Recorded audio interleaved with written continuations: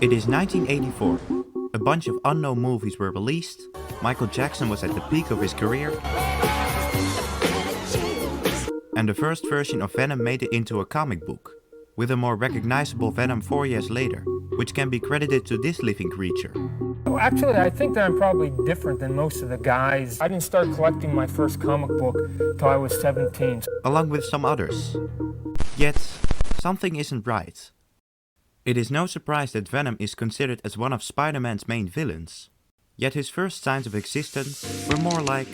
Venom is a complete happy accident, but it went like this. I wanted to go do Spider-Man, but he had the black costume on. I'm going, what? Spider-Man's red and blue. If they get the black costume off him, I'll draw Spider-Man. But the editor-in-chief liked the costume, the black costumes, so he went, you're gonna have to create a character. So I go, nah, don't worry about it. Give me the costume. We'll come up with a really cool thing. It'll be a great villain against Spider-Man. Spider-Man gets back in his classic uniform, and it's a win-win for everybody. Well, it's a little less of a one-man show than that. I have a cool idea. Why not a new Spider-Man suit? Whoa, cool. Then Jim came up with the idea to transform Spider-Man into a black and white costume, whilst Mike Zack and Rick Leonardi designed the black costume. But the biggest credit may go to David Michelinie. Why? No, maybe they're still good at you, but... It's just wonderful. I'm officially surrendering myself over to you, Lieutenant Rain. What you saw are 3 examples of protagonists versus antagonists. Usually, the protagonists often have either a certain ability to stop the antagonist, until David went full Black Panther and thought, what if you take that ability away from the protagonist? And so, a villain who can evade a protagonist's power was born.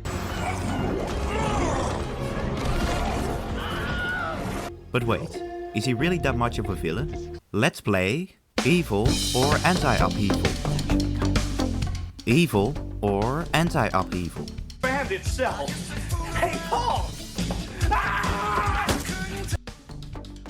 Evil or anti-upheaval. Daniel. Anti-upheaval or evil.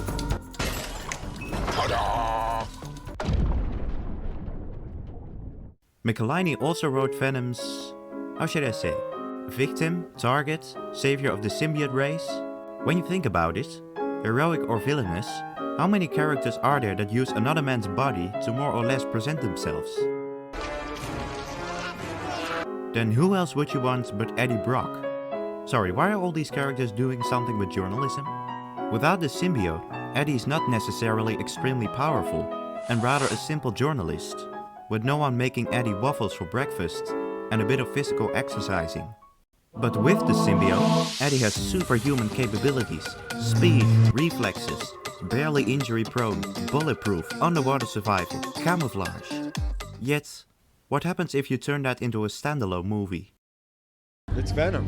I mean, it's Venom. It's really Venom. That was what this was all about. Like, we get to make something a little grittier, darker, more violent, more badass. Very kind of unforgiving designs of Carnage and Venom. Although being in the Marvel Universe it's not going to be just any other thing. It's like being 2 kids on the playground who are...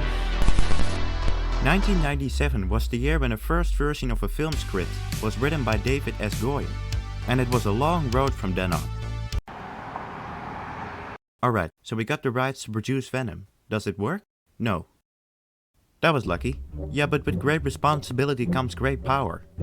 Well, I guess there's only one man in this room who can quote What's your point? Well, now we have the rights to both characters. That means that we should make him appear for 20 seconds in Spider-Man 3. Hooray! Sorry lads, but we don't do that here. He will appear with more screen time. I am verbally announcing that a Venom spin-off is in the making. Alright, we need someone who knows how to use a pen. I already did, sir. No, you're fired. So I'm officially announcing that I've hired Paul and Brett for a proper script. Done. Does it include Stan Lee? It includes Stan Lee. Then write me another draft. How about this? We are still interested in making a Venom movie. Guys, we are under some heavy pressure. What? The Amazing Spider-Man 2 has flopped. So, Avi and Matt, you are gonna produce. Alex, Roberto and Ed, you will write. Oh, and Kurtzman, you will leave early. No, No. No. Perfect. Right, we now need someone to play Eddie. And I know exactly who. Just for the story and for the work and the character. But I think it was the right idea. So Tom Hardy was hired. Almost. I'm a dad, right? And so that often is as a massive influx of stories often brought to you. My son came to me with a specific character that he absolutely fell in love with. And then I started to take a look at it myself, and then, as if by magic, a script appeared on the horizon, and decided that I really wanted to do it. That brings a question. How does Tom Hardy fill the role? At the beginning of each shooting day, Hardy would first record his symbiote lines. In fact, you go anywhere in the city. Which would then be played for him when shooting a scene. Director Fleischer also allowed a lot of improvisation and freedom for Hardy to figure out certain scenes. Hardy even helped with rewriting certain dialogue. That it was right, and the designer was like, we don't have a tank that will hold you. Say, well, we need one. So I want to get in the tank, so and they did. What is the result?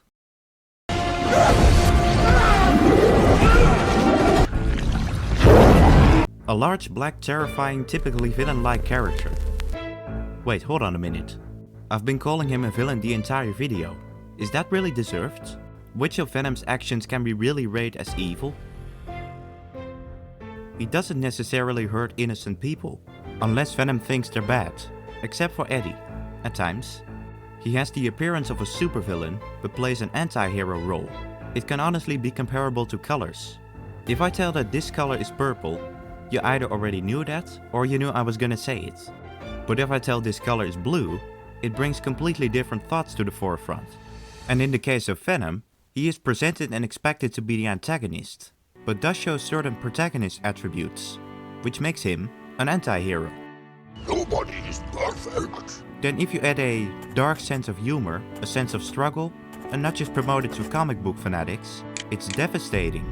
So devastating, even this fella wanted to make a movie about him. Precious.